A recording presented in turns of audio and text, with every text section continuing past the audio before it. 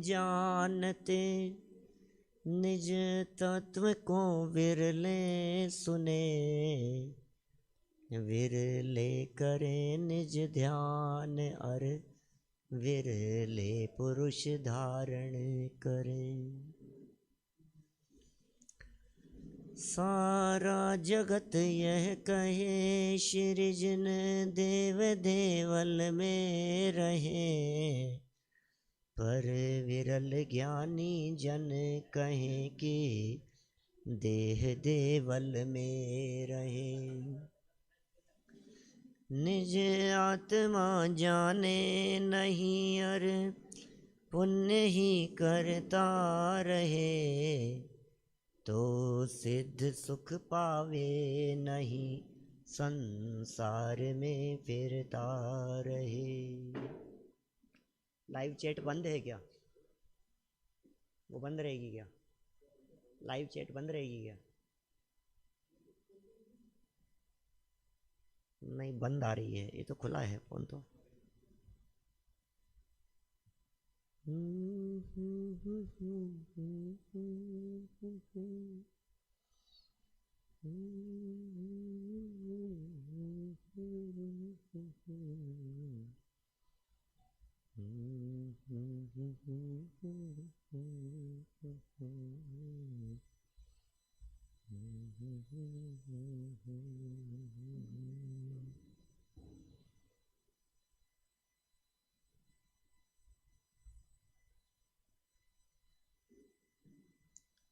चलिए,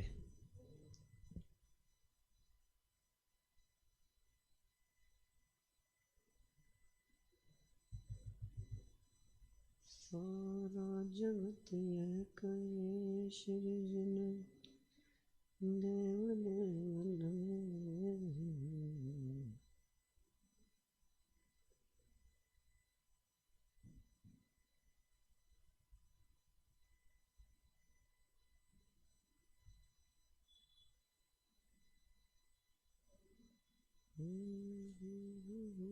नहीं हुआ शायद चालू।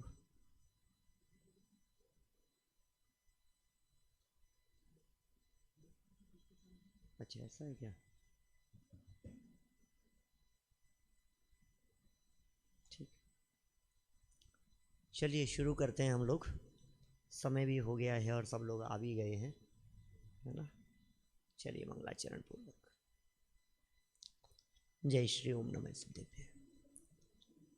ओम जय जय जय नमोस्तु नमोस्तु नमोस्तु। नमो अरिहंताणम, नमो सिद्धाणम, नमो आर्याणम, नमो वज्रायाणम, नमो लोये सवसाहुणम। ओकारं बिंदु संयुक्तं नित्यं ध्यायन्ति योगिनः, कामदं मोक्षदं चैव ओंकाराय नमो नमः। अविरल शब्द घनोग प्रक्षालित सकल भूतल मलकलंका, मुनिभिरुपासित तीर्था सरस्वती हरतु नो दुरितान्। अज्ञानतिमिरान्धानां ज्ञानाञ्जनशलाकया चक्षुरुन्मिलितं येन तस्मै श्रीगुरुवे नमः। श्री परम गुरुवे नमः। परम्पराचार्य गुरुवे नमः। सकल कलुष विध्वंसकं श्रेयसां परिवर्धकं, धर्म संबंधकं भव्य जीव मनः प्रतिबोधकारकं, पुण्य प्रकाशकं पाप प्रणाशकमिदं शास्त्रं श्री संयम प्रकाश नामधेयम्। अस्य मूल ग्रंथ कर्ता रहे श्री सर्वज्ञ देवास, तदुत्तर ग्रंथ कर्ता रहे श्री गणधर देवा प्रति गणधर देवा। तेषां वचनानुसारं आसाद्य आचार्य श्री कुंद कुंदामनाय आचार्य सूर्य सागरेण विरचितं श्रोतारः सावधानतया शृण्वन्तु।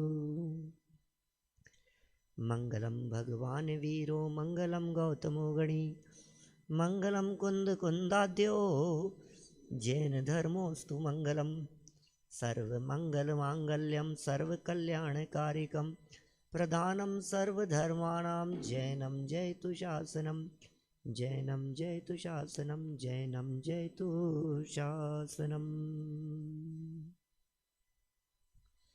संयम प्रकाश नाम का ये ग्रंथ है और आचार्य महाराज सूर्य सागर जी साहब द्वारा लिखी गई यह सुंदर और अनुपम रचना है। यहाँ इस रचना के आधार से जो हमारी नियमित चर्चा चल रही थी, उसी चर्चा को हम आपके बीच में आज आगे बढ़ाने वाले हैं। नियमित क्रम में हमारी चर्चा चल रही है। पेज नंबर 540 के आसपास का प्रकरण है। अणुव्रतों की चर्चा चल रही थी। अणुव्रतधारी जीव, उनके जीवन में किस किस तरह के दोष लगने की संभावना होती है और किस तरह से निर्दोष रीति से पालन किया जाना चाहिए। इस संबंध में हम अहिंसा की चर्चा कर चुके हैं और कल तक सत्य की बात भी कर चुके हैं। नरेश जी भाई सब सुनी होगी आपने चर्चा। अहिंसा की चर्चा भी हुई और सत्य की चर्चा भी हुई। आज हम यहाँ अजमेर नगर के वृषवायतन में यहाँ अष्टानिका की पूर्व संध्या पर सब एकत्रित हुए हैं। कल से आयोजन चलेगा विधान का, और आज यहाँ चर्चा कर रहे हैं हम अचौर्याणुव्रत के स्वरूप के संदर्भ में। देखने में तो ऐसा लगता है, नाम सुनते ही, विषय देखते ही एकदम ऐसा लगने लगता है क्या बात कर रहे हो आप, हमें ये बतलाओगे अब आपकी चोरी नहीं करना चाहिए, ये बात बतलाओगे अब हमारे को। अब हमारा यही स्तर रह गया है, अब हमारा यही लेवल है कि चोरी नहीं करनी चाहिए। ये बच्चों की बातें, ये यहाँ नहीं चलेगी, ये बातें चोरी मत करो। मैं क्या दम है इन बातों में। लेकिन यहाँ मैं नहीं कह रहा हूँ, यहाँ उमा स्वामी आचार्य बोलने वाले हैं। यहाँ मैं नहीं कह रहा हूँ, यहाँ रत्नकरण श्रावकाचार्य में यहाँ बोलने वाले हैं आपके सामने समंत भद्राचार्य। शब्द मेरे दिखेंगे लेकिन जो भाव होगा वो समंत भद्राचार्य का होगा, उमा स्वामी आचार्य का होगा।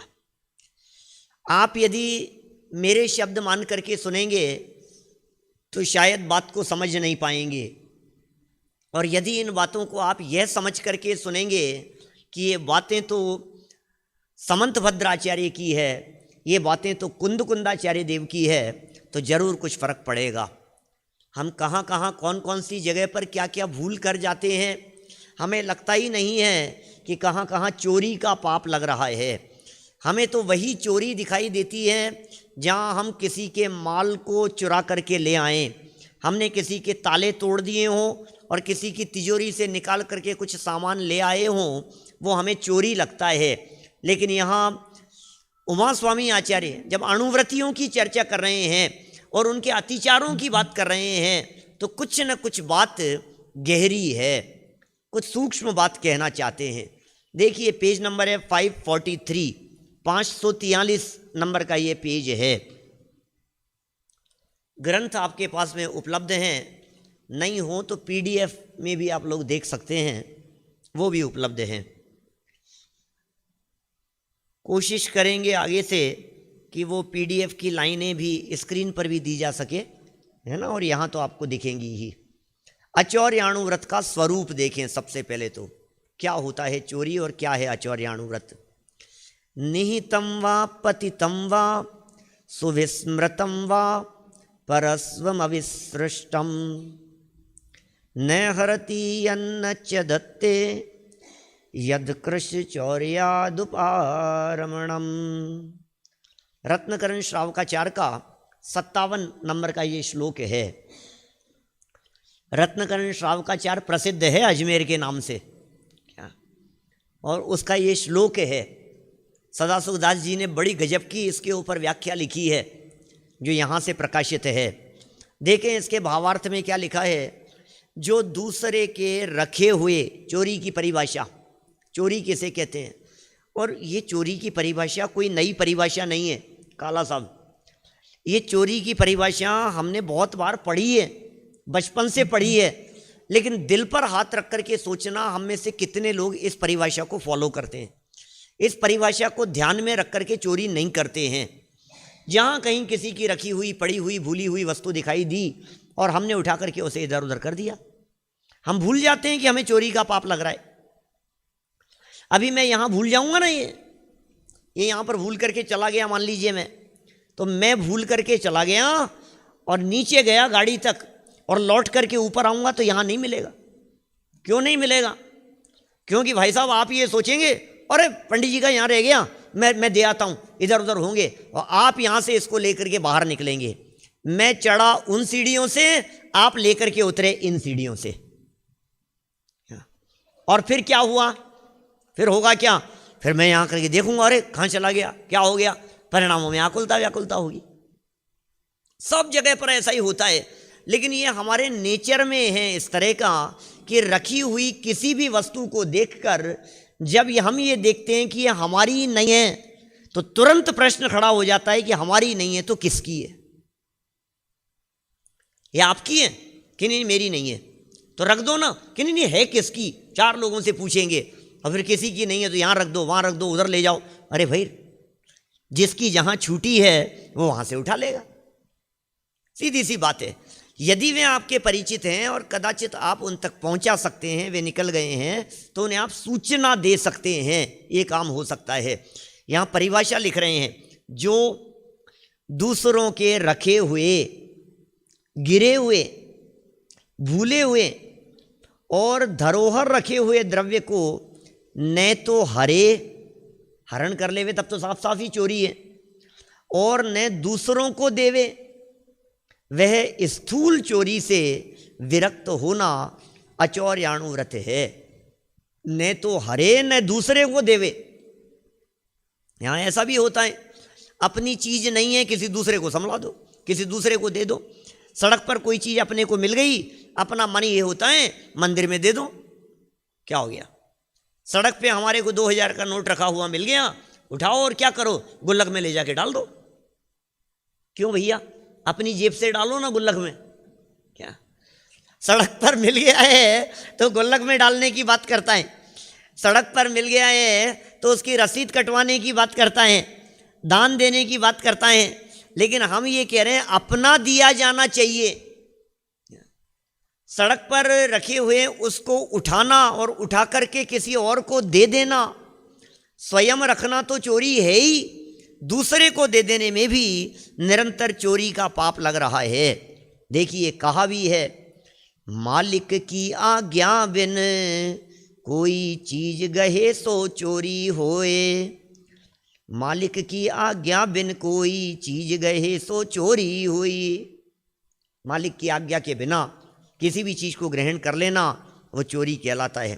संसार में धन भी पुरुषों का 11वां प्राण है। विटामिन एम के अगर ये पुकारते हैं, विटामिन है ये भी। अन्न को भी प्राण कहते हैं और धन को भी प्राण कहते हैं। क्यों कहते हैं इसे प्राण? संसार में धन भी पुरुषों का 11वां प्राण है। अर्थात जिस प्रकार पुरुष को प्राण प्यारे होते हैं उसी प्रकार धन भी प्रिय होता है। धन का नाश जीवन नाश सा माना जाता है, इसलिए चोरी कभी नहीं करना चाहिए। धन जिसका हरा है, जिसके पास से धन जाता है भाई साहब, उसी को पता लगता है। धन किसी का हरण कर लिया जाए ऐसे लगता है जैसे प्राण निकल गए हों। आजकल तो ये तो यहाँ धन के लिए लिखा है, पुराने शास्त्र हैं, आजकल तो मोबाइल को भी प्राण की श्रेणी में रखना चाहिए। किसी का मोबाइल चला गया ऐसे लगता है जैसे प्राण निकल गए हों। धन, मोबाइल, अन्न, इन सब चीज़ों को प्राण कह करके पुकारा गया है और इन सब को कभी भी नहीं हरण करना चाहिए। इसमें चोरी का पाप, चोरी का दोष निरंतर लगता है। देखिए चोरी का वर्णन इसी ग्रंथ में हम पहले बहुत कर चुके हैं। चोर के साथ राजा तथा प्रजा का कैसा व्यवहार होता है उसका भी पूर्व में वर्णन दिखा चुके हैं, उसकी भी चर्चा पहले हो चुकी है। अभी तो यहाँ उसकी भावना और अतिचारों का प्रकरण है। देखिए बढ़ते हैं आगे। अचौर्याणु व्रत के 5 अतिचार और उनका स्वरूप क्या क्या है? स्तेन प्रयोग, तदाहृता दान, विरुद्ध राज्यातिक्रम, हीनाधिक मानोन्मान, प्रतिरूपक व्यवहार। ये भाई साहब, मनोज जी साहब, ये पूरे सारे दुनिया के बिजनेसमैन लोगों की खबर लिए यहाँ। सब व्यापारी वर्ग को पकड़ा है यहाँ पर। आप व्यापार करते हो तो आप क्या क्या काम करते हो जरा देखना, जरा टटोलना, और कहीं इस तरह की गड़बड़ी, कहीं इस तरह की भूल, कहीं इस तरह की चूक यदि हमारे माध्यम से हो रही हो तो सावधान रहना, क्योंकि चोरी का पाप लग रहा है। कहाँ कहाँ चोरी का पाप लगने की संभावना है, कहाँ कहाँ भूल होने की संभावना है, उसे यहाँ 5 बिंदुओं के माध्यम से उमा स्वामी आचार्य देव समझा रहे हैं। 5 बातें कहकर के समझा रहे हैं। स्टेन प्रयोग नंबर 1, स्टेन प्रयोग। स्टेन शब्द का अर्थ होता है चोरी। प्रयोग, चोरी करने के लिए प्रेरित किया जाना, ये स्टेन प्रयोग कहलाता है, स्टेन प्रयोग। नंबर 2, तदाहृता दान, ये 2 नंबर पर, तदाहृता दान, तद आहृत आदान, तदाहृता दान। नंबर 3, विरुद्ध राज्यातिक्रम, ये 3 नंबर है। हीनाधिक मानोन्मान, ये 4 नंबर है। और प्रतिरूपक व्यवहार, ये 5 नंबर है। ये 5 आचार्याणु व्रत के अतिचार हैं। अभी समझ में नहीं आई होगी, 5 शब्द दे दिए। इन शब्दों के माध्यम से क्या क्या कहना चाहते हैं। पहला शब्द स्टेन प्रयोग को देखते हैं, क्या क्या होता है। व्यापार करने वाले बहुत अच्छे से इस बात को समझते होंगे, देखते जानते होंगे। स्टेन प्रयोग, चोरी का प्रयोग करना या अन्य को चोरी का प्रयोग बताना, ये स्टेन प्रयोग है। बोलो, कैसे लूटा जाता है, कैसे बेईमानी की जाती है, कैसे बेवकूफ़ बनाया जाता है, ये चोरी के बारे में प्रेरणा देना, बातें बताना। अरे कई किताबें निकलती है इस तरह की, आपको जोक मिल जाएंगे इस तरह के, ऐसा किया जा सकता है, इस तरह से किया जा सकता है। ये सिखाना, औरों को बताना। स्टेन प्रयोग का अर्थ ये है चोरी कैसे की जाती है। चोरी कैसे की जाती है मतलब माने अपने बच्चों को सिखाना, घर के परिवार के लोगों को सिखाना, अपने बच्चे पोते, नहीं बेटा ऐसा नहीं करते, फिर ऐसा करेंगे तो फिर अपन कमाएंगे क्या, कैसे कमाएंगे, 2 के 20 कैसे किए जाते हैं, तुझे पता नहीं है, बताया ये जाता है, दिया ये जाता है, ये ऐसे किया जाता है, इसमें ये किया जाता है, इसमें ये होता है। तो ये बातें सिखाना, ये स्टेन प्रयोग नाम का पहला अतिचार है अहिंसाणु व्रत का। चोरी का प्रयोग करना या अन्य को चोरी का प्रयोग बताना स्टेन प्रयोग है। जैसे आज वह पुरुष यहाँ नहीं है, तुम जाकर उस स्थान से उस मकान में प्रवेश कर अमुक स्थान पर उसकी बहुमूल्य वस्तु पड़ी हुई है, उसको ले आना, हम दोनों बांट लेवेंगे आदि। इसका नाम स्टेन प्रयोग है। ये तो साफ साफ ही चोरी हो गई है ना, ये तो स्पष्ट रूप से ही बड़ी चोरी है। ये तो इसको तो अतिचार क्या कहें, ये तो अनाचारी है साफ साफ। लेकिन और भी बहुत तरह के हेरा फेरी के प्रयोग हो सकते हैं। जैसे यहाँ पहला पॉइंट दिया है, इसी तरह से दूसरा बिंदु बताते हैं, तदाहृता दान। ये तो बहुत होता है व्यापार करने वालों में। क्या होता है, तदाहृत उसके द्वारा चुराया गया, आदान ले लिया, चोरी का माल खरीद लेना, कम पैसे में मिल रहा है।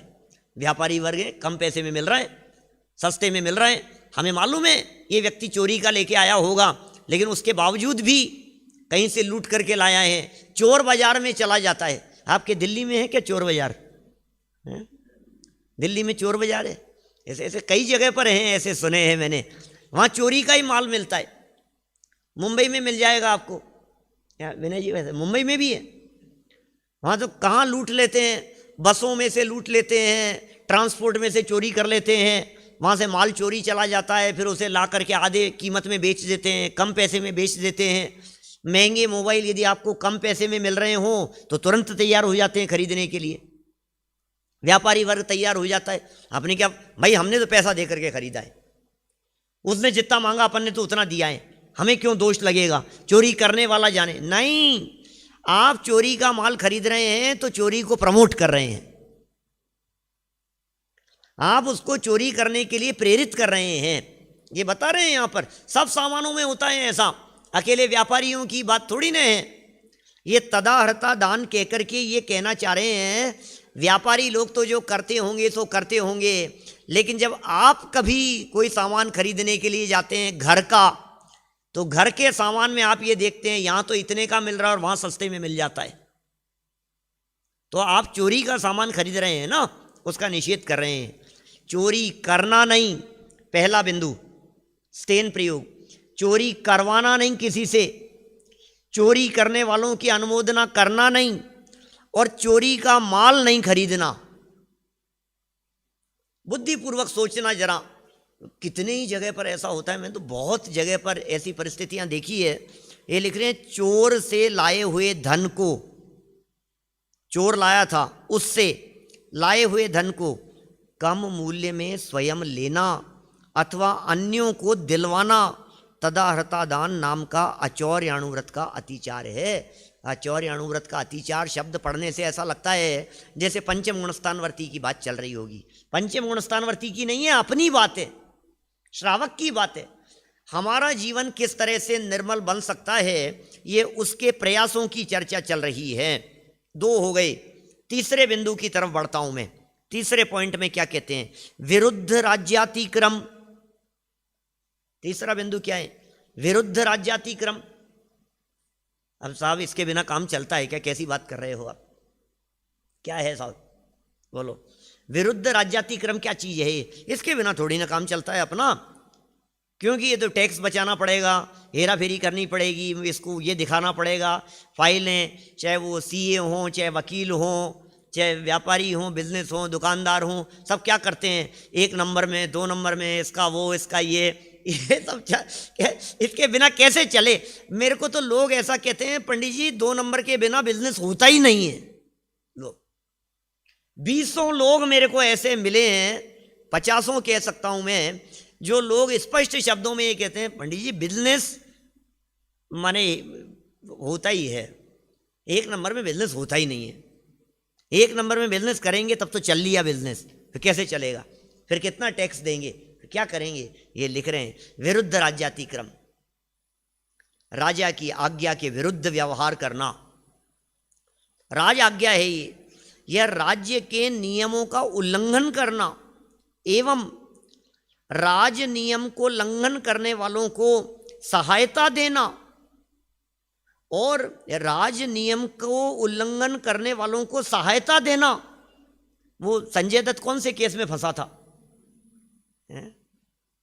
यही तो था ना, कुछ आश्रय का ही तो चक्कर था, कुछ ना कुछ। हाँ, कोई राइफल का था, किसका था, कितने सालों तक वो अभी भी अंदर है, बाहर है? अभी तो बाहर है वो तो, लेकिन कितने सालों तक वो चक्कर के, उसका क्या लेना देना उसका उन चीजों से? लेकिन आपने आश्रय दिया। राज नियमों का उल्लंघन करने वालों को आश्रय देने वाला, चोरों की सहायता करने वालों को भी चोर कहते हैं। और सहायता देकर प्रसन्न होना विरुद्ध राज्यातिक्रम नाम का अतिचार है। कितने प्रयोग तलाशता है, उपाय पूछता है, वकीलों से पूछता है, सीए के साथ में बैठता है, मीटिंग करता है, और देखता है ऊपर, नहीं यहाँ के वकील, वहाँ के वकील, उनसे पूछो क्या हो सकता है, बचने के क्या उपाय हो सकते हैं, कितना पैसा दिया जा सकता है, कितनी घूस खिलाई जा सकती है। 2 करोड़ रुपया देना है, 20 लाख में निपटता हो तो कोई बात नहीं, देने को तैयार हैं, निपटाओ आप काम को, कोई बात नहीं, बचना चाहिए अपना पैसा। ये सब प्रयोग करते रहते हैं।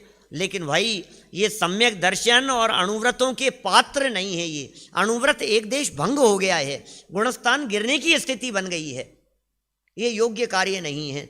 सिखा रहे हैं कुल मिलाकर के, धीरे धीरे स्टेप बाय स्टेप जीवन कैसा होना चाहिए। कम खा लेंगे, कम में गुजर बसर हो जाएगी, कोई दिक्कत नहीं है, लेकिन बेईमानी नहीं करेंगे, ईमानदारी का काम करेंगे। यही सदासुखदास जी, बोलो आप, जिन सदासुखदास जी के नगरी में हम यहाँ बैठे, अकेले सदासुखदास जी आपके ही नहीं है नरेश जी भाई साहब। क्या आज सुबह हमारे यहाँ दादर वाले आए थे हैं? आज तो संजय जी आए थे विदिशा वाले, कल विजय भाई आए थे दादर वाले, हमारे टोडरमल जी वाले मंदिर में। तो वहाँ पिछले 300 वर्ष में कौन कौन से विद्वानों ने वहाँ प्रवचन किए, व्याख्यान किए, लेखन काम किए, उन सब की वो लिस्ट लगी है। तो उसमें सदासुखदास जी का असलीवाल का नाम भी था। जयपुर से ही तो आए थे, अजमेर, क्या जयपुर से ही तो आए थे। सदासुखदास जी के जीवन की वो घटना कितनी प्रेरित करती है हमारे को कि नहीं भाई, हमें ज़्यादा नहीं चाहिए, मुझे वो सिंघम का एक डायलॉग याद आता है अनुज, क्या क्या डायलॉग है, क्या? मेरी जरूरतें कम हैं इसलिए मेरे वजूद में दम है। मेरी ज़रूरतें कम हैं इसलिए मेरे वजूद में दम है। आपकी आवाज़ में ताकत क्यों है ये बतलाओ, आपकी आवाज़ में इतनी पावर क्यों है, आप इतने जोश और इतनी हिम्मत से बात कैसे करते हो? क्योंकि आपके पास में सच्चाई की ताकत है, आपके पास में ईमानदारी की ताकत है। जिसके पास में सच्चाई होगी, जिसके पास में ईमानदारी होगी, जो न्याय नीति और ईमानदारी के रास्ते पर चलेगा, उसकी हिम्मत कितनी होगी, उसकी बात में दम कितना होगा बतलाओ। नहीं तो फिर हाँ देख लो, अब मैं क्या बताऊँ, अब मैं भी तो करता हूँ, ऐसा निकलता है।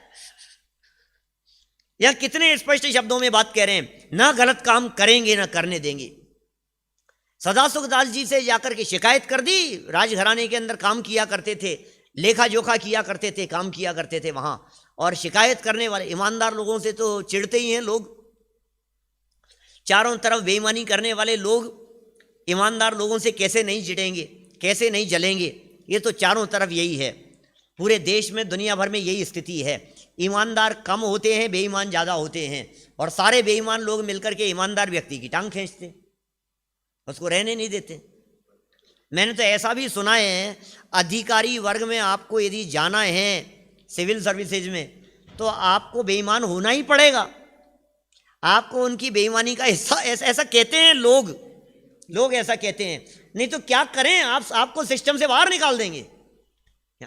उनकी चैन बनी हुई है, उनका सिस्टम ही इसी प्रकार का है भाई। लेकिन सदासुखदास जी की शिकायत हुई तो सदासुखदास जी ने क्या कहा, नहीं भाई, पहुंच गए शिकायत लेकर के राजा के पास में। अरे साहब, इनका हिसाब किताब बराबर नहीं है। उनको क्या पता था कि राजा खुद पहुंच जाएगा वहां हिसाब चेक करने के लिए। उन्होंने तो ये सोचा था, शिकायत करने वालों ने, कि हम शिकायत करेंगे और राजा इनको नौकरी से निकाल देगा, क्योंकि राजा लोग तो कान के कच्चे होते हैं, जैसा सुना वैसा मान लेगा। और राजा साहब तो पहुंच गए सदासुखदास जी के पास में। अरे नहीं, लगता तो नहीं है, चलो चलते हैं। खुद पहुंच गए वहां पर, और पहुंच करके तुरंत एन मौके पर पहुंचे और हिसाब चेक कर लिया, बही खाते चेक कर लिया, और उनकी आना पाई से पूरा हिसाब मिल गया। लो, बहुत प्रसन्न हुए। लोग तो शिकायत करना चाहते थे, लोग तो ये चाहते थे कि सदासुखदास जी से राजा नाराज हो जाए, और राजा उल्टा सदासुखदास जी से बहुत प्रसन्न हो गया। और राजा ने सदासुखदास जी से कहा कि मैं तुम्हारे काम से बहुत प्रसन्न हूं, मैं तुम्हारी तनख्वाह बढ़ाना चाहता हूं, बढ़ा देता हूं। आदेश दे दिया। बोले नहीं महाराज, नहीं, आप कहां तनख्वाह बढ़ाने की बात कर रहे हो, मेरा काम चलता है, मुझे नहीं है जरूरत ज्यादा की, क्या करना है मुझे। हाँ, फिर राजा ने बहुत आग्रह किया कि नहीं नहीं, मैं बढ़ाना चाहता हूं। जब ज्यादा आग्रह किया तो उन्होंने क्या कहा, आप बढ़ाना ही चाहते हैं तो आप एक काम कीजिए, मेरा समय कम कर दीजिए। ज्यादा पैसा नहीं, समय कम कर दीजिए। क्यों? आराधना के लिए समय बचेगा, लेखन के लिए समय बचेगा। सदासुखदास जी ने कितनी वचनिकाएं लिखी है। वचनिकाओं का युग था 200-250 साल पहले का। टोडरमल जी के समकक्ष थे, टोडरमल जी के शिष्यों में से थे सदासुखदास जी। टोडरमल जी साहब ये लिखते, पता चलता है उनसे, सारे पुराने इतिहास को देखने से। टोडरमल जी साहब ने जिस समय अपना वो आयोजन किया था इंद्रध्वज विधान का, मोती डूंगरी में, बहुत विशाल आयोजन, उस समय कहते हैं सदासुखदास जी संवत 1800 कितने की बात है, 1821, विक्रम संवत 1821 में सदासुखदास जी भी उसमें आए थे उस आयोजन में। और उस समय सदासुखदास जी की उम्र मात्र 11 वर्ष की थी, और 1823-24 के आसपास तो टोडरमल जी की डेथ हुई गई। इसका मतलब टोडरमल जी की मृत्यु के समय सदासुखदास जी 13-14 साल के थे। और उसके बाद में सदासुखदास जी ने 60 साल के होने के बाद लिखना शुरू किया, 60-65 की उम्र के बाद, और 90-95 वर्ष की उम्र तक लिखते रहे। इसका मतलब टोडरमल जी की डेथ के भी 80 साल बाद तक लगभग वे जिंदा रहे सदासुखदास जी। बहुत काम किया उन्होंने, बहुत लेखन का काम किया। और लिखने के लिए समय कम पड़ता है। आप यदि कुछ देना ही चाहते हैं, कुछ करना चाहते हैं, तो समय कम कर दीजिए। कैसे कैसे व्यक्ति होते हैं बोलो, कोई ज़्यादा पैसा देना चाहे, लेने को तैयार नहीं। कहाँ मिलेंगे ऐसे विद्वान, ऐसे लोग, ऐसे ज्ञानी धर्मात्मा पुरुष चिराग लेकर के ढूंढो तो दुर्लभ है। ऐसे व्यक्तित्व होने चाहिए भाई साहब। इतिहास याद रखता है ऐसे व्यक्तित्व को। ये लिख रहे हैं राज्य विरुद्ध काम नहीं होगा, नियमों के विरुद्ध काम नहीं होगा, जो जैसा होता है वैसा करेंगे। अभी तो हम क्या बताएं आपको, धर्म के नाम पर बेईमानी चलती है।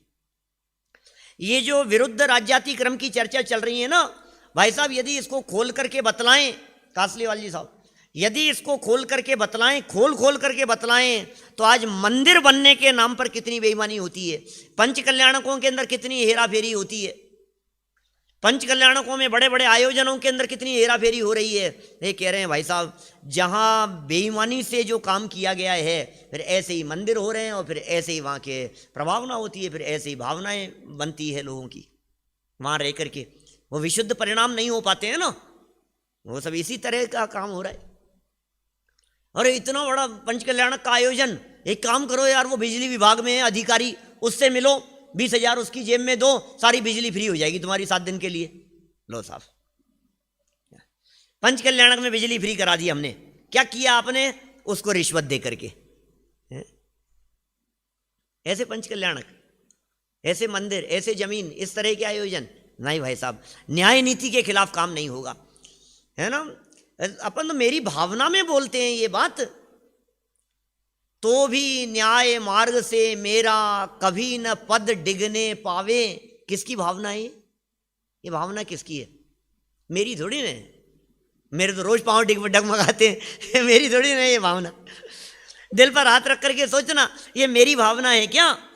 न्याय मार्ग से मेरे पांव नहीं डगमगाए, यदि ये बात मेरे दिलो दिमाग में रोजाना गूंजती है, तो इस भावना को मेरी भावना कहने का अधिकारी हैं हम। कैसे कहें इसे मेरी भावना? 3 बिंदु हो गए हैं। विरुद्ध राज्याति क्रम की बात कह दी है। चौथा पॉइंट देखिए क्या कह रहे हैं। चौथी बात कह रहे हैं, हीनाधिक मानोन्मान। ओहो, ये व्यापार में क्या होता है? हीनाधिक मानोन्मान, हीन अधिक, मान और उन्मान। क्या कह रहे हैं? तोलने के बाट अधिक। मान क्या होते हैं ये? हीनाधिक माने कम ज्यादा, माप के लिए, तोलने के बाट अधिक, नापने के गज, ग्राहे, हाथ इत्यादि, मापने के पावली, पाई इत्यादि चीजों को पदार्थ लेते समय के लिए अधिक रखना और देने वालों के लिए कमती रखना, हीनाधिक मानोन्मान नाम का अचौर्याणु व्रत का अतिचार है। क्या कह रहे हैं ये? और ऐसा करते हैं सब। लेने के अलग होते हैं और देने के अलग होते हैं। किसी भी बिजनेस में चले जाओ, किसी भी दुकान पर चले जाओ, उसी दुकान से खरीद करके उसी दुकान पर बेचोगे तो भी वो उतने में नहीं लेगा जितने में बेचा था। क्या साहब आपसे ही तो खरीद करके ले गया हूं, कि आपने खरीद लिया था ना, कि हाँ खरीद लिया था, अब बेचने के लिए आए हो ना। देखो, सेल्स रिटर्न की बात अलग है, गुड्स रिटर्न की बात अलग है, तब तो वो पूरा पैसा दे देगा कि भाई रिटर्न कर दिया आपने, आप पूरा पैसा वापस ले जाओ। लेकिन आप दोबारा बेचने के लिए जा रहे हो उसकी दुकान पर, तो फिर उसकी सारी गणित बदल जाएगी। उसका मेकिंग चार्ज लग जाएगा, फिर उसका खोट निकल जाएगी, फिर उसका ये हो जाएगा। आप गहने लेने के लिए गए हो, न मालूम इसमें तो इतना था, इसमें तो ये था, ये क्या हुआ? ये सारी चीज़ें, देने की बात अलग होती है, लेने की बात अलग होती है। डॉलर लेने के लिए गए तो रेट अलग है, खरीदने की रेट अलग है, बेचने की रेट अलग है। सब जगह इसी तरह का चलता है। ये बिजनेस है, व्यापार है, लेकिन ये कह रहे हैं ऐसा काम नहीं करता भाई। एक वाट से, एक नाप से, कोई बात नहीं, जो है सो है, कीमत इसमें क्या है। ऐसा हीनाधिक मानोन्मान का काम नहीं करते। माने रेट बढ़ गई। अब इनका किस्सा है श्रीमद राजचंद्र जी साहब का, कितना प्रसिद्ध कथानक है, उनके जीवन की घटी हुई घटना है। इन महापुरुषों का जीवन हमारे को क्या दिखा रहा है बतलाइए। ये श्रीमद राजचंद्र दूध पी सकता है लेकिन किसी का खून नहीं पी सकता है। कुछ व्यापार में कुछ इस तरह की घटना घट गई थी। कोई सौदा हो गया था और सौदा होने के बाद अचानक कोई दाम वाम बहुत ज़्यादा बढ़ गए, और बहुत बढ़ गए तो उस बढ़े हुए के कारण इनको लाखों रुपयों का लाभ होना था श्रीमद जी को, और जो व्यापारी बेच रहा था उसको बहुत नुकसान होता। वो बेचारा पानी पानी हो गया, रोने जैसी हालत हो गई उसकी। श्रीमद राजचंद्र जी साहब उसके पास में पहुंचे, बोले मैं ये सौदे का ये पर्चा है, मैं इसे फाड़ता हूं तुम्हारे सामने, कैंसिल करता हूं मैं उसको, तुम निश्चिंत रहो। कौन छोड़ेगा, कौन छोड़ता है? ये छोड़ने की कह रहे हैं यहाँ पर। भैया ध्यान रखें, ये गड़बड़ी नहीं हो। हम यदि व्यापारी, हमारे माध्यम से किसी तरह का कोई कार्य किया जा रहा है तो हम किसी भी तरह से बेईमानी नहीं करेंगे, हेरा फेरी नहीं करेंगे। ये भावना भाने की यहाँ चर्चा चल रही है। 5वां बिंदु आगे, प्रतिरूपक व्यवहार। ये क्या चीज होती है? मिलावट, प्रतिरूपक, डुप्लीकेट। क्या आजकल तो इस डुप्लीकेट माल को फर्स्ट कॉपी कह करके पुकारते हैं। थोड़ा थोड़ा बिजनेस वालों की जो स्टाइल है ना, वो नहीं है, ये फर्स्ट कॉपी है, नहीं ये सेकंड कॉपी है, डुप्लीकेट नहीं है। फर्स्ट कॉपी क्या होता है अनुज? फर्स्ट कॉपी क्या होता है?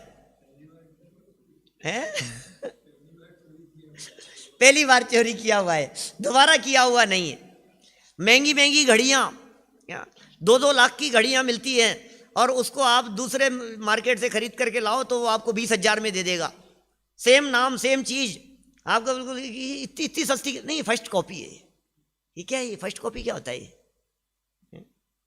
महंगे महंगे चश्मे, 8-8, 10-10 हज़ार के, 20-20 हज़ार के चश्मे, और वो चश्मे आपको सेम ब्रांड का, उसी कंपनी का, ये जो भी कंपनी का नाम हो, अभी किसी कंपनी का क्यों अपन उसको ऐड करें किसी कंपनी का नाम लेकर, लेकिन वो जिस भी कंपनी का है आप समझिए, आप वही नाम मिलेगा, वही चीज़ दिखेगी और आप उसको पकड़ नहीं पाएंगे कि साहब ये फिर ये इतना सस्ता कैसे दे रहे हो आप? नहीं, कॉपी है। ये क्या कह रहे हैं? ये प्रतिरूपक व्यवहार की बात कह रहे हैं, ये मिलावट की बात कर रहे हैं। क्यों करें हम मिलावट? हमारे माध्यम से मिलावट नहीं होगी, कोई बात नहीं, जो है ईमानदारी का काम है। ये चोरी के अतिचारों की चर्चा चल रही है, चोरी नहीं करने की प्रेरणा दे रहे हैं यहाँ पर। आज चोरी की चर्चा पूरी कर देंगे अभी अपन, कल कुशील की चर्चा करेंगे, आगे बढ़ेंगे धीरे धीरे। देखो आप, प्रतिरूपक व्यवहार, अधिक मूल्य की वस्तु में अल्प मूल्य की वस्तु मिलाकर बेचना, ये क्या चीज है? बादाम का हलवा बनवाया और बादाम के हलवे में कुछ और मिला दिया, क्या क्या मिल जाता है? मूंग की दाल है, थोड़ा सा मिल जाता है, उसके पता ही नहीं लगेगा जी आपको बादाम का ही है वो, तो आपको पता ही नहीं लगेगा उसके अंदर। ये बाजार में जिस तरह से समझ लो आप, काली मिर्च में आपको पपीते के बीज मिल जाते हैं, मिला देते हैं उसमें, मालूम नहीं चलता है कहाँ डुप्लीकेट किया है, आपको तो पता भी नहीं लगेगा, आप ढूंढ भी नहीं पाएंगे, वो मिलावट का आपको मालूम ही नहीं चलेगा। इस तरह से हेरा फेरी की जाती है, ये प्रतिरूपक व्यवहार है। देखने में लगे कि कुछ भी नहीं हुआ है, लेकिन वास्तव में बहुत कुछ बदल दिया गया है। डुप्लीकेट जिसे कहते हैं अपन, या ऐसी बातें अन्य को सिखा देना या अन्य के करा देना, प्रतिरूपक व्यवहार नाम का अतिचार है। ऐसा कार्य करने से राजदंड भी मिलता है, आए दिन छापे पड़ते हैं। दवाइयों में मिलावट हो रही है भाई साहब, कहाँ कहाँ तक बतलाएं देश के हाल।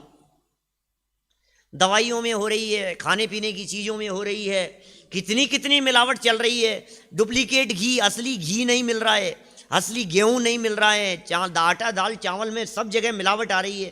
पूरे दुनिया भर में तेल में नकली आ रहा है, घी में नकली आ रहा है, ऐसे ऐसे केस पकड़ में आते। दूध नकली आ रहा है, सिंथेटिक दूध, गजब हो गया। पाउडर से दूध बना करके, कहाँ कहाँ से दूध बना करके कैसे बेच देते हैं, क्या मिला देते हैं, उसे घोल देते हैं। चाय नकली आ रही है, नकली दूध से नकली चाय मिल रही है रेलवे स्टेशनों के ऊपर। कौन यात्री आया, कब पी करके चला गया, क्या है, ऐसा ही चल रहा है सब। चारों तरफ कुएं में ही भांग पड़ी है, क्या कहें भाई साहब। इस भांग पड़े हुए कुएं में अपना लोटा छान करके पीना है कुल मिला करके। ये कह करके अपने ऊपर इन बातों को हावी कभी मत होने देना। दुनिया ही ऐसी है, समाज ही ऐसा ही है, सब तरफ चलता है, चारों तरफ यही माहौल है, अब हम कोई अलग थोड़ी ना, अब सभी करते हैं, अब अपन भी कर लेंगे तो क्या हो गया। नहीं नहीं, ऐसा नहीं। ऊपर जो हीनाधिक मानोन्मान में कही थी, नाप में गड़बड़ी नहीं होगी सब जगह पर। हम तो मार्बल वाले बताते हैं, हमारे कोई अपने करते नहीं है, तिलक अरियंत वगैरह, ये लोग कभी गड़बड़ी नहीं करते नाप में। लेकिन बताते हैं कि जिया जी कितनी गड़बड़ है, आप कल्पना नहीं कर सकते हो। वो पैसा तो कम कर देगा सामने वाले व्यक्ति, दूसरा व्यक्ति भले ही आपको 50 रुपये 25 रुपये कम में दे देगा, लेकिन आपको पता भी नहीं लगेगा कि आपको कैसे नापना है और कहां से कहां वो घुमा देगा। आपको नाप में ही गड़बड़ हो जाएगी। आप जितना माल ले रहे हो उसमें आपको 20-30% तो माल ही कम पहुंचेगा आपके पास में, आप नाप ही नहीं पाएंगे, ऐसा हो जाएगा। ऐसे ही चलता है यहाँ। ऐसे कार्य करने से राजदंड भी मिलता है, वह लोक में निंद्य तथा अविश्वसनीय हो जाता है। इस तरह से ये 5 अतिचारों की बात कही, और ये कह रहे हैं कि यदि इन अतिचारों से बचना हो, चोरी के दोष से बचना हो, तो सावधानी क्या रखी जानी चाहिए। तो उमा स्वामी आचार्य तत्वार्थ सूत्र में चल रहे हैं और 7वें अध्याय के 6ठे सूत्र की तरफ चल रहे हैं। 7वें अध्याय का 6ठा सूत्र है आचौर्याणुव्रत की 5 भावनाएं और उनका स्वरूप। शून्यागार विमोचितावास परो परोधाकरण भेक्ष्य शुद्धि सधर्मा विसंवाद पंच। क्या लिख रहे हैं? शून्यागार 5 भावनाएं, भावना भाव, हमें क्या करना है, ऐसी जगह पर रहेंगे हम। आचौर्य की भावना भाव, चोरी नहीं करने की भावना भाव, आचौर्य महाव्रत की भावना भाव, ऐसी भावना भाव कि सब कुछ त्याग करके संयम अंगीकार करेंगे, महाव्रत अंगीकार करेंगे। ऐसी भावना भाव, जिनकी भावनाएं उत्कृष्ट होती है, जिनकी तमन्ना उत्कृष्ट होती है, जिनकी सोच ऊंची होती है, जिनका चिंतन, जिनका दृष्टिकोण बड़ा होता है, समझ लीजिए वे इन भावनाओं के माध्यम से इन सब पापों के ऊपर विजय प्राप्त कर लेते हैं। सबसे पहली बात कह रहे हैं यहां शून्यागार, शून्य स्थान पर रहने की बात कर रहे हैं, शून्यागार। नंबर 2 पर कह रहे हैं विमोचित आवास। विमोचित माने छोड़ा हुआ, आवास ऐसी जगह है। परोधाकरण, परोधाकरण माने रोकना नहीं, बलपूर्वक, हठपूर्वक। नंबर 4 भैक्ष्य शुद्धि, भिक्षा में भी शुद्धि। और नंबर 5 सधर्मा विसंवाद, सधर्म अविसंवाद। ये आचौर्याणुव्रत की 5 भावनाएं हैं। इनका विशेष विवरण इस प्रकार है, जरा इन 5 के बारे में सुनिए क्या लिख रहे हैं आचार्य देव। शून्यागार क्या होता है भाई साहब? आगार कहते हैं घर, आगार कहते हैं स्थान, आगार कहते हैं निवास स्थान, ठहरने की जगह है। कई बार बसों के आगे पीछे लिखा रहता है आगार। आगार ये क्या है? उनका डिपो जहाँ है वो आगार है, वो है ना। इसी तरह से शून्य आगार, ऐसा घर जो शून्य हो, ऐसा घर जिस घर में कोई नहीं रहता हो, शून्यागार। शमशान, वो भी शून्य है, कौन रहता है शमशान में? कौन रहे। गिरी की गुफा, गुफाओं में, और नदी तट या वृक्षों के कोटरों में रहने की भावना करता है। शून्यागार में भावना ऐसी है, कहीं ऐसी जगह पर जाकर के बस जाओ जहां किसी तरह का कोई लाग लपेट नहीं हो, शून्यागार, कोई नहीं हो। आप ऐसे स्थान पर जाकर के रहेंगे, ऐसी भावना यदि आप भाते हैं तो निश्चित ही आपको चोरी से ऊपर उठ जाएंगे आप। शून्यागार, ऐसे स्थान पर रहने की भावना भाते हैं ज्ञानी धर्मात्मा पुरुष। नंबर 2 विमोचितावास, आचौर्य की भावना की बात कर रहे हैं। गृहस्थ जिस स्थान को रहने से छोड़ गए हो, गृहस्थ छोड़ करके चले गए हो, मकान सूने पड़े हो, मुनिराज ऐसे स्थान पर आकर के रह लेते हैं। खंडर हो गए हैं, खाली स्थान पड़े हुए हैं, गांव के गांव खाली हो गए, बीच में कोरोना के समय में खाली हो गए, पहले से महामारी वगैरह के समय में हो जाते हैं इस तरह के, और वहाँ से गांव खाली करा दिए जाते हैं। बाढ़ में, भूकंप में, फिर कुछ नहीं है, वहाँ कोई नहीं रहता है। अब वो गवर्नमेंट दूसरी जगह पर उन लोगों के लिए आवास अलॉट कर देती है, मकान बना करके गवर्नमेंट दूसरी जगह दे देती है उनको, वो खाली पड़े रहते हैं, तो जंगल हो जाते हैं वहाँ। तो मुनिराज यदि उधर से गुजर रहे हैं, कोई त्यागी वृत्ति यदि वहाँ है, तो वो उस स्थान पर रह सकते हैं, क्योंकि वो विमोचित आवास है। विमोचित माने छोड़ा हुआ, आवास माने रहने का स्थान। गृहस्थ जिस स्थान को रहने से छोड़ गए हों, जिसमें दूसरों का झगड़ा नहीं हो, उसमें रहना विमोचितावास है। फिर आगे 3 नंबर पर आगे बढ़े अपन। परोधाकरण, ये क्या चीज है? परोधाकरण बोले अन्य के स्थान में बलपूर्वक नहीं ठहरना और ठहरे हुए को बलपूर्वक हटाने का प्रयोग नहीं करना। और ये परोधाकरण नाम की भावना है। पर अपर क्या कह रहे हैं, ये रहने के लिए आकरण, परोधाकरण ये कह रहे हैं। कभी ऐसा होता है भाई साहब, जैसे देखो त्यागी व्रती लोग होते हैं ना, संयमी लोग, उनके लिए इस प्रकार की भावना कही गई है। सन्मति जी ऐसी भावना कही है उन लोगों के लिए कि वे किसी स्थान पर रह तो सकते हैं, सूने मकान में, जगह पर, लेकिन उसके दरवाजा नहीं लगा सकते अंदर से। आपने यदि कहीं रुक करके दरवाजा लगा लिया, गेट बंद कर लिया, तो फिर आपको उसमें चोरी का पाप लगे, फिर आपने उस पर अधिकार जमा लिया अपना। जो मुनि और त्यागी लोग होते हैं ये तो बहते पानी की तरह होते हैं, किसी को रोकेंगे नहीं। आप जिस जगह पर आकर के बैठे हैं वहां यदि कोई दूसरा व्यक्ति आकर के बैठ रहा है तो बैठे, पशुओं को भी नहीं रोकते। गाय आकर के बैठे मुनिराज के बगल में तो बैठने देंगे कि नहीं? कुत्ता आकर के बैठे तो बैठने देंगे या नहीं? बैठे तो बैठे। और यदि वो नहीं बैठने दे रहे हैं, इसका मतलब जिस जगह पर वो बैठे हैं उस जगह को उन्होंने अपना मान लिया कि ये तो मेरी जगह है, यहां तुम कैसे बैठ गए, या ये कैसे बैठ सकता है, या ये कैसे आ जा सकता है। तो इस तरह की भावना रखने में वो चोरी का पाप लग रहा है उनको, उस जगह को चुरा लेने का पाप लग रहा है। ये त्याग की भावना की बात कर रहे हैं। यहां 3 नंबर का बिंदु हो गया परोधाकरण, अन्य के स्थान में बलपूर्वक नहीं ठहरना और ठहरे हुए को बलपूर्वक हटाने का प्रयोग भी नहीं करना, परोधाकरण नाम की भावना है। 4 नंबर भैक्ष्य शुद्धि। लोग क्या कह रहे हैं यहां? भैक्ष्य शुद्धि क्या है? कर्म के क्षयोपशम के अनुसार प्राप्त हुआ भोजन। भैक्ष्य मतलब भिक्षा, भिक्षा मतलब आहार चर्या। प्रसंग चल रहा है आहार के संदर्भ में, आहार संबंधी चर्चा चल रही है।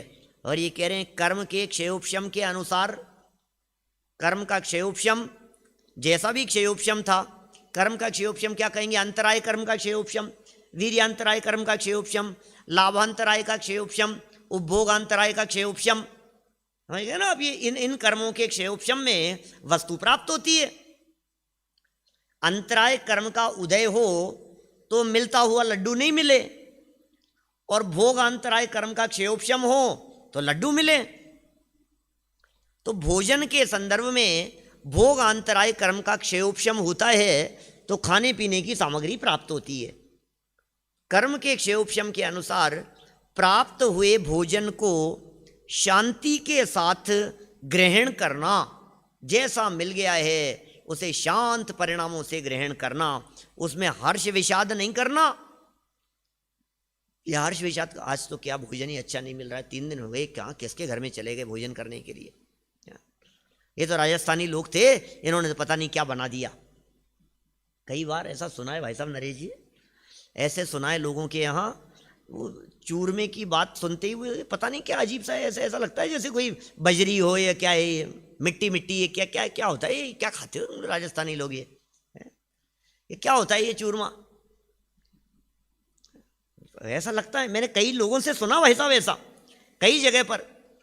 बोले हमने कभी नहीं खाया अपनी लाइफ में, लेकिन सुना है कोई ऐसा मिट्टी मिट्टी जैसा होता है, क्या क्या क्या होता है, ऐसे कैसे खाओ उसको, कैसा लगता होगा? ये कह रहे हैं भाई भोजन जैसा भी मिल गया हो, शांति के साथ, शांत परिणामों के साथ बैठ करके उसे भोजन को ग्रहण करना, उसमें हर्ष विषाद नहीं करना। अच्छा मिल गया तो हर्ष नहीं, और अच्छा नहीं मिला तो विषाद नहीं, और न उसमें आर्द्र रौद्र परिणाम करना। ये भैक्ष्य शुद्धि नाम की भावना है। आर्द्र परिणामों में आकुलता होती है, रौद्र परिणाम में प्रसन्नता होती है। परिणामों में अत्यधिक प्रसन्नता है तो रौद्र परिणाम है, रोने के परिणामों में आर्त ध्यान होता है, और हंसने के परिणामों में रौद्र ध्यान होता है। तो न रोना और न हंसना, ये गजब हो गया। हंसे नहीं तो क्या रोए क्या? कि नहीं रोए नहीं तो हंसने तो दो, कि नहीं ना रोना ना हंसना। ये कैसी बातें कह रहे हैं ये तो वीतराग भाव की चर्चाएं करती है जनवाणी। जिनवाणी वीतराग भाव की बात कहती है। आर्त रौद्र परिणाम का करना, ये भैक्ष शुद्धि नाम की भावना है। अंतिम पांचवी भावना क्या है, सुनो जरा ध्यान से। पांचवी भावना क्या कह रहे हैं, बड़ी गजब की भावना है। चोरी की भावना के संदर्भ में कह रहे हैं, चोरी त्याग की भावना के बारे में कह रहे हैं। सधर्मा विसंवाद, सहधर्मी पुरुषों से किसी कार्यवश खोटे कारण मिल जावें तो भी शांत परिणाम रखना, क्योंकि ये साधर्मी है। लो, साधर्मियों के साथ में विवाद नहीं करना। अरे साधर्मियों के साथ में विवाद करेंगे तो अपने भी परिणामों में आकुलता होगी और उनके भी परिणामों में आकुलता होगी। साधर्मियों के साथ में विवाद करेंगे तो अपने मोक्ष मार्ग को भी अवरुद्ध करेंगे और साधर्मी के मोक्ष मार्ग को भी अवरुद्ध करेंगे। भैया ये तो जनवाणी का मार्ग इस तरह का है। साधर्मियों के साथ में करो तत्व चर्चा, साधर्मियों के साथ में करो आराधना, साधर्मियों के साथ में करो वस्तु स्वरूप का विचार विमर्श, साधर्मियों के साथ में ये चर्चा करो कि आराधना कैसे की जा सकती है, आत्म अनुभव कैसे किया जा सकता है, इस मनुष्य जीवन को सफल सार्थक कैसे किया जा सकता है। ये चर्चा साधर्मियों के साथ करने योग्य है। साधर्मियों को इन चर्चाओं में मत उलझाओ, खाने पीने की चर्चाओं में। साधर्मियों से ये चर्चा मत करो कि आपके यहाँ बिस्किट खाए थे बहुत अच्छे, उसकी रेसिपी लिख करके देना। क्या इन चर्चाओं में मत उलझाओ साधर्मियों को। साधर्मियों के साथ में चर्चा कैसी होनी चाहिए, कोई विसंवाद नहीं, कोई विवाद नहीं।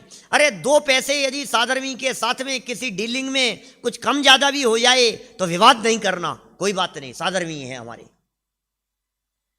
पैसा कहां जा रहा है, बिजनेस की डील यदि होती हो साधर्मियों के साथ में करना। आपके पैसे का लेन देन, आपके घर में पैसा साधर्मियों का आना चाहिए, आपका पैसा साधर्मियों के यहां जाना चाहिए। ऐसा भी साधर्मी तो हैं लेकिन पैसा ज़्यादा लेते हैं कि कोई बात नहीं, पैसा ज़्यादा लेते हैं लेकर के शराब तो नहीं पिएगा। क्या दो पैसा ज़्यादा लेगा तो कम से कम कहीं वो उसको इधर उधर अय्याशी में तो नहीं उड़ाएगा। कम से कम शुद्ध सात्विक जीवन तो है। उसका पैसा यदि कहीं लगेगा, आपसे यदि दो पैसे उसने ज़्यादा कमा भी लिए तो पंच कल्याणक की बोली लेकर के वहाँ धर्म क्षेत्र में लगा दिए उसने, क्या फर्क पड़ गया है, घूम फिर करके पैसा तो सही जगह पर पहुँचाए। साधर्मियों के साथ में किसी भी बात को लेकर के साधर्मियों के बीच में विवाद नहीं चाहिए, विवाद नहीं चाहिए, आकुलता का कारण नहीं बनना चाहिए, कषाय का कारण नहीं बनना चाहिए, क्योंकि कषाय के परिणाम आराधना में बाधक होते हैं। साहब ये सब चर्चाएं यद्यपि लौकिक जीवन संबंधी चर्चाएं हैं, श्रावकाचार्य है, जीवन जीना सिखा रहे हैं, लेकिन ये बेस तैयार करता है।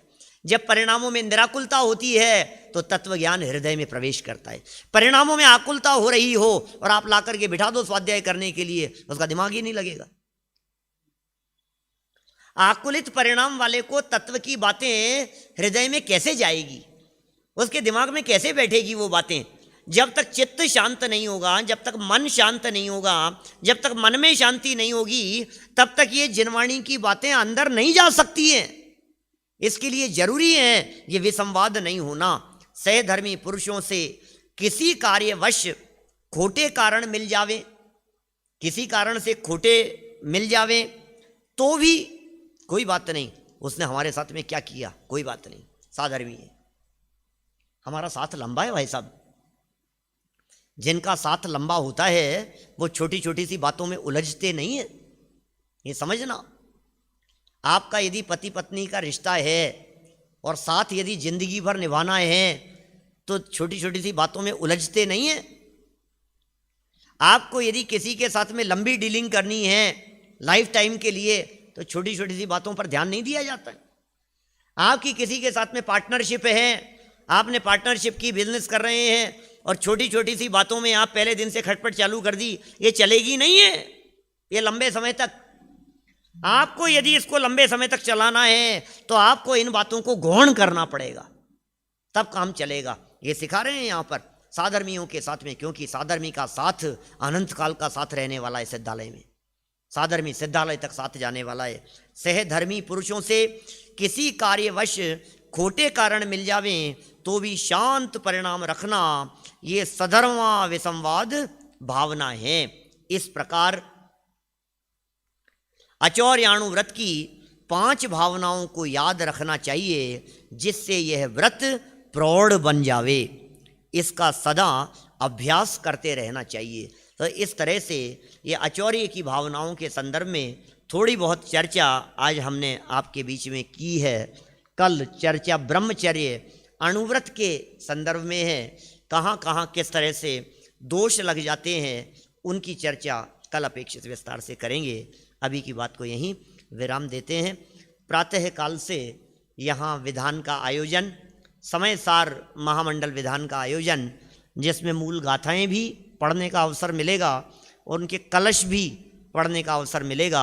हम कोशिश करेंगे पूरे विधान को, माने पूरे ग्रंथ समय सार को धीरे धीरे पढ़ते हुए और समझते हुए आप लोगों के बीच में उसका वाचन करें। प्रातः जब भी शुरू होगा 7 सवा 7 बजे जो भी पूजन प्रक्षाल से, तब से ही वो लाइव शुरू हो जाएगा और आप लोगों के पास में उसकी लिंक भी पहुंच जाएगी, तो सब लोग उसका लाभ ले सकते हैं। अभी जनवाणी स्तुति के लिए सभी खड़े हो जाएं।